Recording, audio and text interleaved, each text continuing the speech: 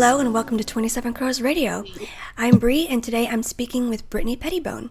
Brittany is the co-author of the novel she co-wrote with her sister entitled Hatred Day. She's a right-wing political activist and alt-media journalist who recently spent several weeks in various parts of Europe helping the Defend Europa mission in their effort to deter migrants from invading their European homeland. She's also the co-host of the Virtue of the West podcast and has started a new one with Lauren Southern. Welcome, Brittany, and does the new podcast have a name yet?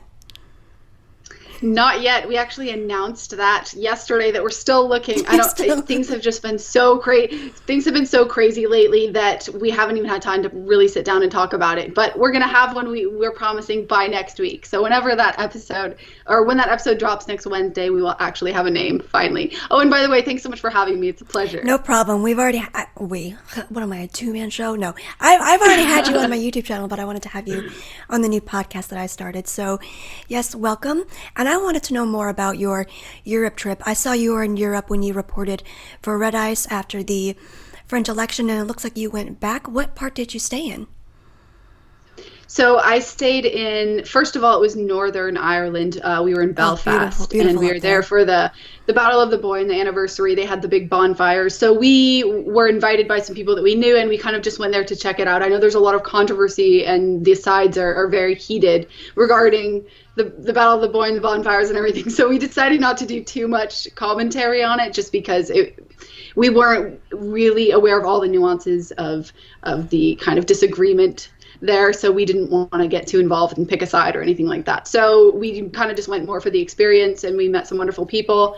And then we were only there for like 2 or 3 days. From there, we went straight to Catania, Sicily, for the Defend Europe mission. And it was about, I believe, July 17th when we arrived, and that kicked off.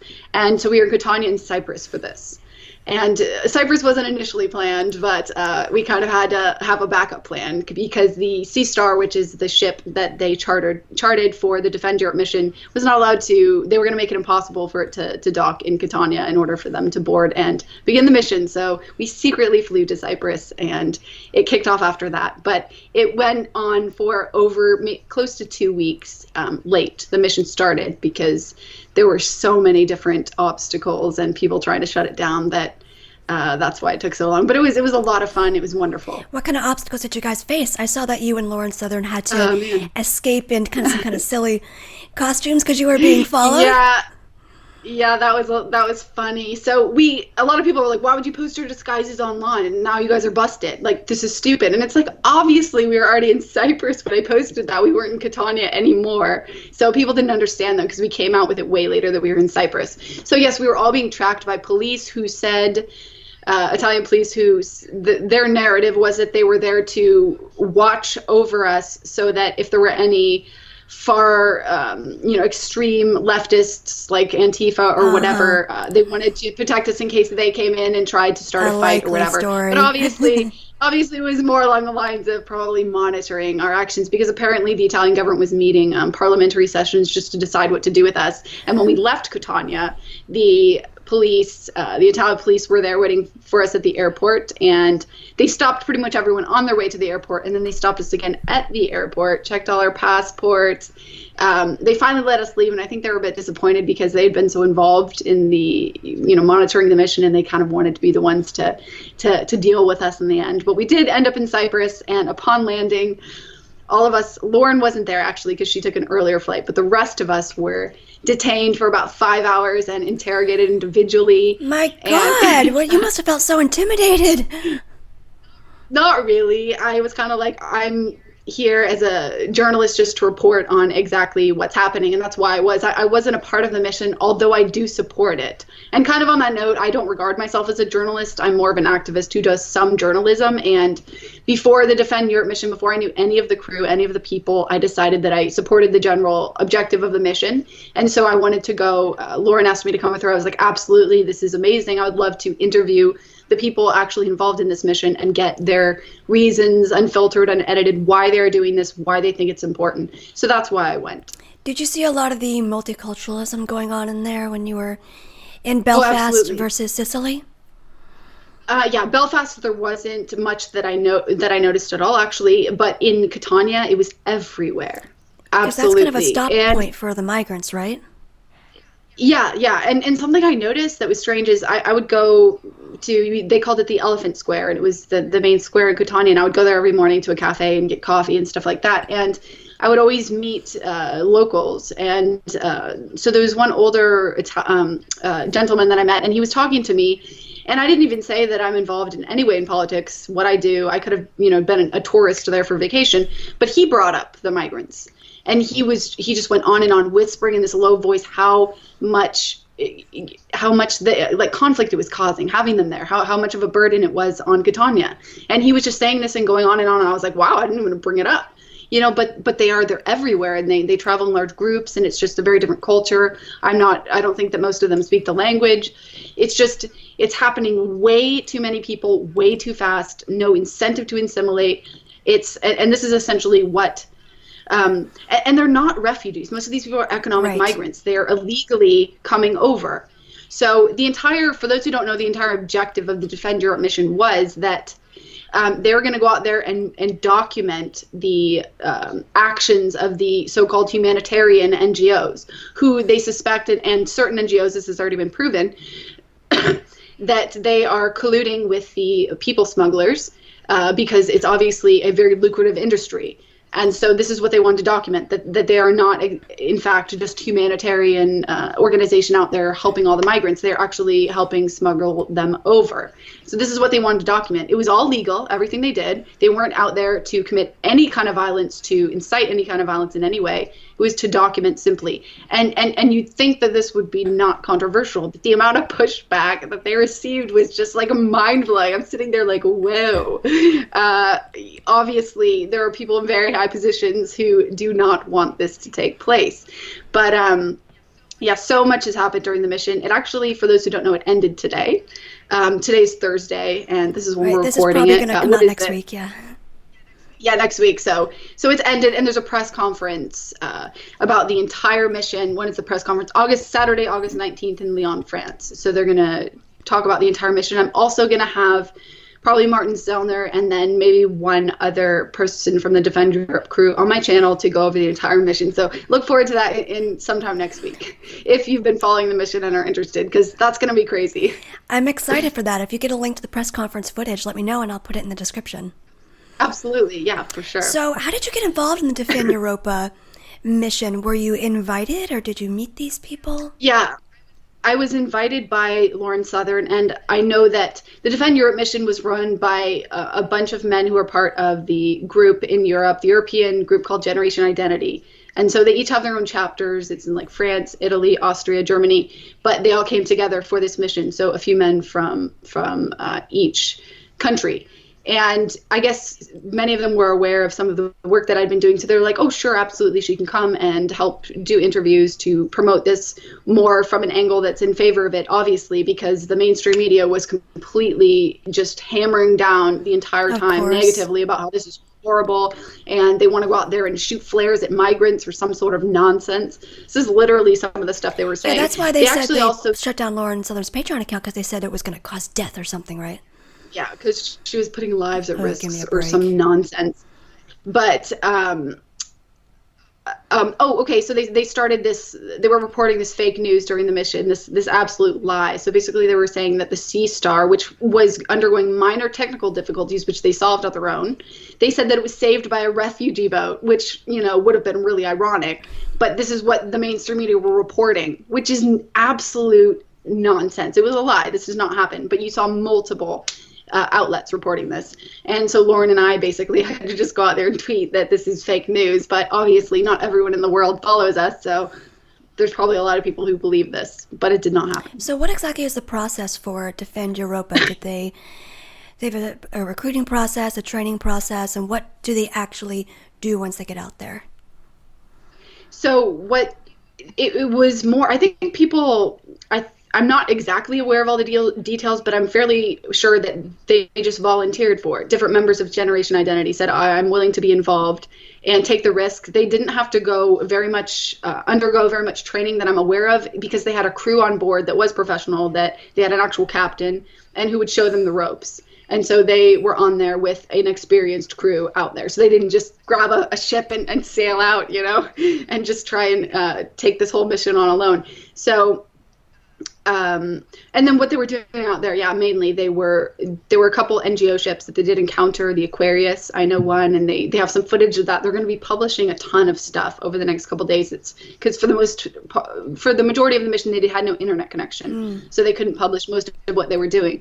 But they did, a couple days ago, they were actually worked with a Libyan patrol boat, which is wonderful, to end what was its name? The Golfo Azuro's presence near the African coast. And the Golfo is the ship of the Open Arms NGO. So there were some things that actually got done during this mission. One of the things that happened was the Italy, they published an article where it said that Italy announced that the number of migrant crossings had gone down by 76% during this time frame. And obviously, this is not all due to Defend Europe. It's that Italy has recently cracked down on the NGO ships out there, so they're doing a lot to try and hinder them now. But Defend Europe can absolutely 100% be credited with making this an international discussion. Like hardly anyone was talking about this before them. The Defend Europe mission got so much press, even though a lot of it was negative. They got so much media attention that a lot of people's eyes are now turned on this issue.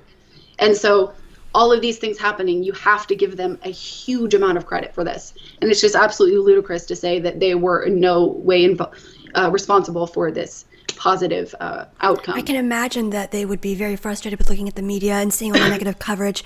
But it is a bit of a positive thing that I guess so many people that weren't aware of the refugee situation to begin with and still think that they're refugees and not just migrants wanting welfare potentially woke up to the situation. Mm-hmm. Definitely. It's been really great. It's been an absolute pleasure on my end reporting on this whole thing, because not only do I support the objective of the mission that they are trying to accomplish, I absolutely love the people that I've met. The guys and girls that I met that are a part of Generation Identity are some of the most wonderful people I've ever met in my entire life. So smart, so kind. I've always gotten along really well with Europeans, actually. Some of my best friends in the entire world are European, but it was wonderful. Despite all the obstacles, the scary moments, everything, it was great. And I'm super happy that I went, because it definitely was an adventure to remember forever, I think. Amazing. I remember Lauren Southern did a great video on Generation Identitaire where she kind of showed their, I guess you would call it their headquarters, and how they all train together and fight together. Did you get to see any of that, or get any kind of martial arts training while you were there? No, it was more about just all focused on the mission, but I actually want to do a very in-depth interview with a couple of members of Generation Identity, and I want them to go into explaining all the details of their movement, what exactly they believe, what they're advocating for, all the things they do, because I think it would be really cool for people in the U.S. to understand in depth what they're all about, because despite, you'll see identitarian flags in the U.S. sometimes, despite seeing those, they are in no way affiliated with the real Generation Identity organization, which only exists in Europe right now. In a couple countries. So they haven't expanded to the United States. They haven't expanded to the UK even. So that maybe will come in due time. But they're very growing rapidly, the movement, but they're not in any way extremely massive yet. But I think that they've been doing such great work that in due time they definitely will be. What sacrifices have these men and women made to be a part of the Defend Europe mission? Oh, wow. Well, basically, all of the ones that actually went on that ship, and no women were aboard. They thought it was too risky this time, because essentially some of the risks were you could have some rogue smugglers out there that just board the ship in the dead of night and machine gun everyone down. That could very well happen. I've never heard of that happening. Does that happen regularly? Well, I'm not aware of how often it happens, but the thing is, if you are essentially threatening these people's business, which is worth who knows how much, obviously a significant amount, then I wouldn't put it past some people to go and try and shut them down by any means necessary. The thing is, the Sea Star had they could only have non-lethal weapons on board, but this was obviously one of the risks. there could have been any number of emergencies out there, but they still went. So it was just men this time. That's why Lauren decided not to go, because in the event of an emergency, she thought, oh, I'll be more of a hindrance than a help. And I'd rather that someone with more experience in the event of an emergency should go on this mission instead of me this time. But I would be very interested to go if another mission occurs in the future. So it wasn't because she was afraid. She was thinking more, this is going to be more advantageous for the mission. So a lot of them took that risk, basically placing their lives on the line to go on this mission. And one of the guys, Clement, he's from France. He is having his first child in January, and yet he still went. It's so admirable, these people, what they do. I really have a deep respect for them. And I didn't know much about their movement before going. I knew the general theme.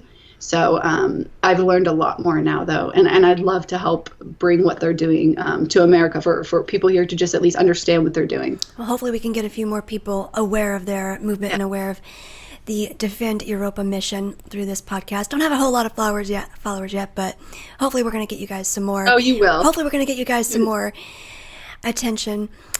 Did you see anything in particular that gave you hope for Europe's future? Anything in particular regarding this mission and things that you saw around you that maybe it won't forever be a multicultural hellhole?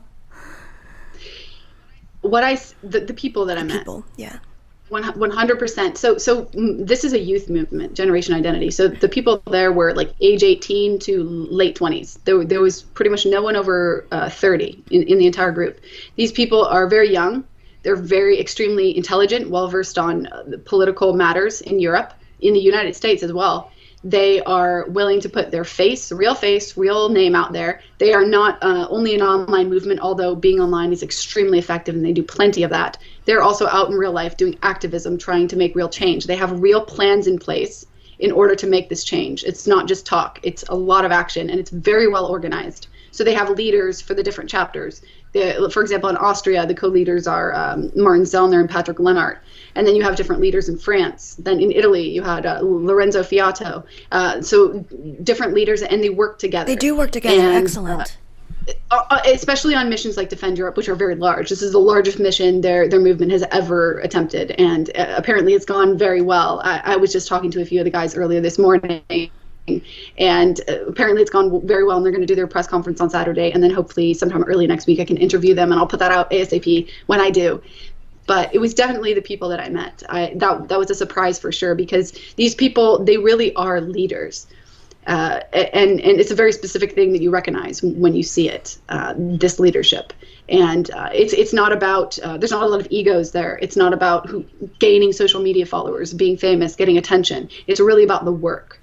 And the objective, accomplishing that by working together. And so it was really wonderful. I didn't expect to see this, but it did really rejuvenate me and gave me a lot of hope for Europe, because I think maybe I was just ignorant, but I hadn't seen, any movements that were fighting back against this in Europe. I was just like, I was one of those people that was like, you know what, Europe really might be gone. I don't know. And obviously I see now they do have a chance with movements like this. And of course, you can never give up being optimistic and hopeful until that last stand has completely crumbled. Until that last stand, yeah. Did they have different tactics from country to country, like the leaders of Italy or leaders of France, or was it just really cooperative, as you said? It was really cooperative. They had backup plans for their backup plans. Wow. Because they did. It ended with them using Plan Z. If it can't go wrong, it will go wrong, right?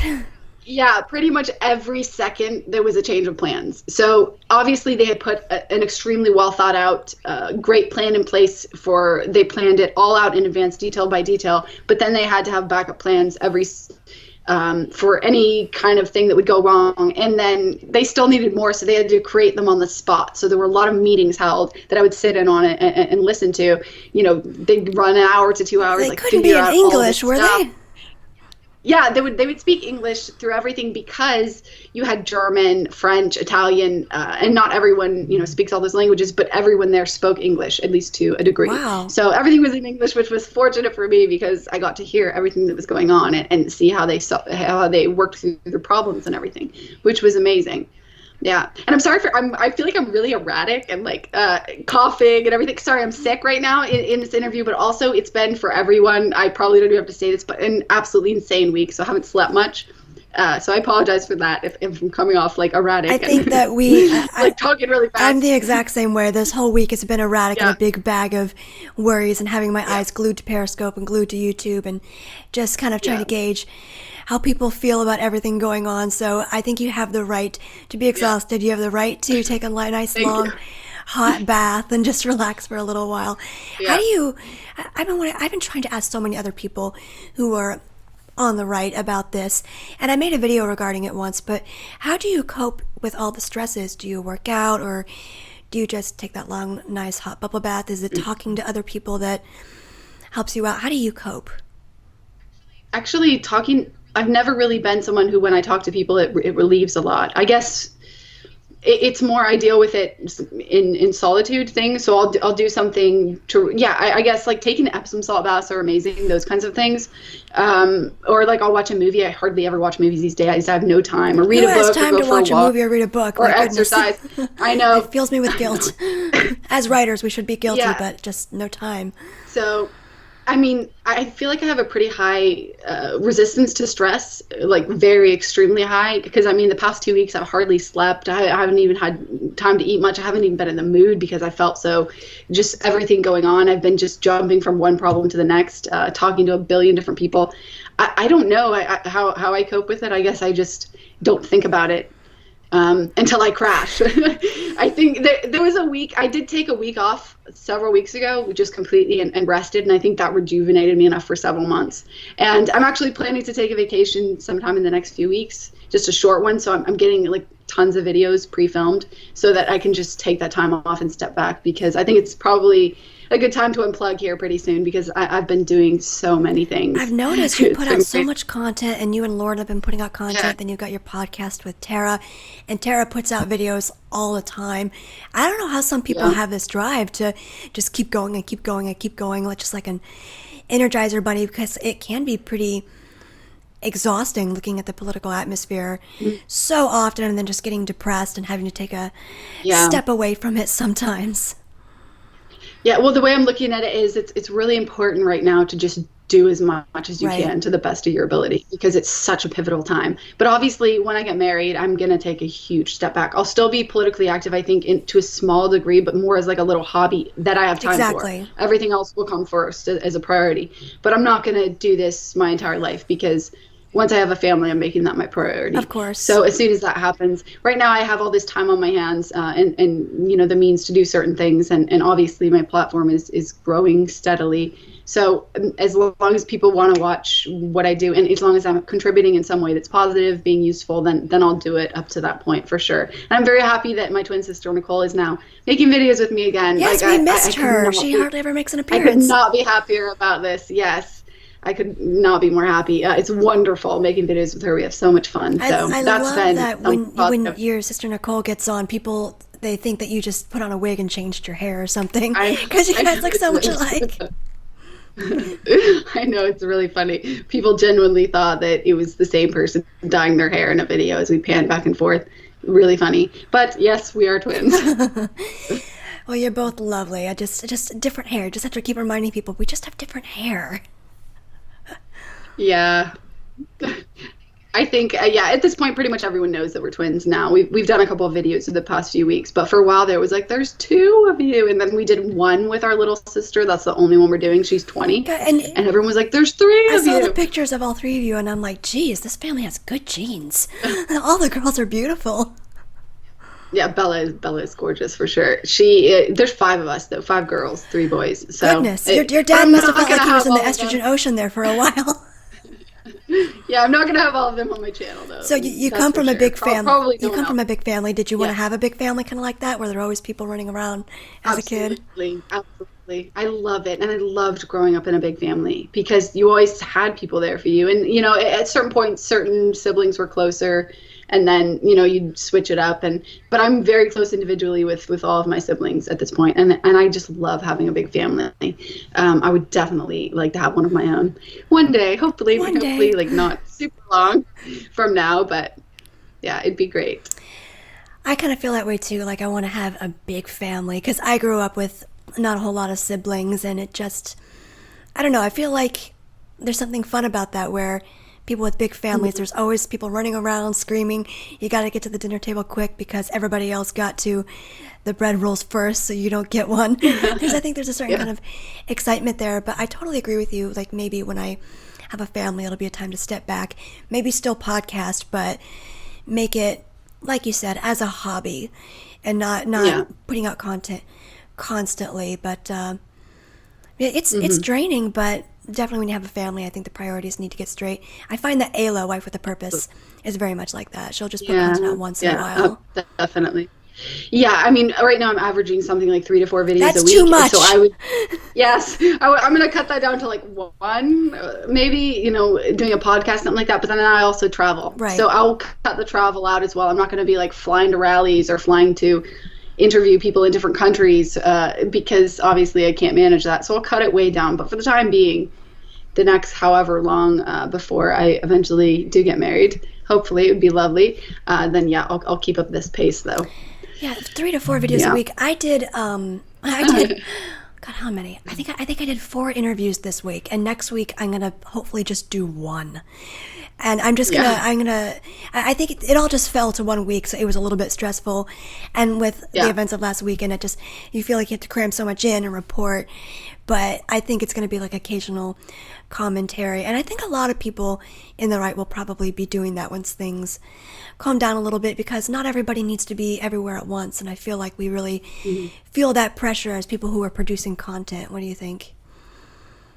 Yeah, definitely. I think it's just a very important time right now, and I like quality over quantity. Right, I agree.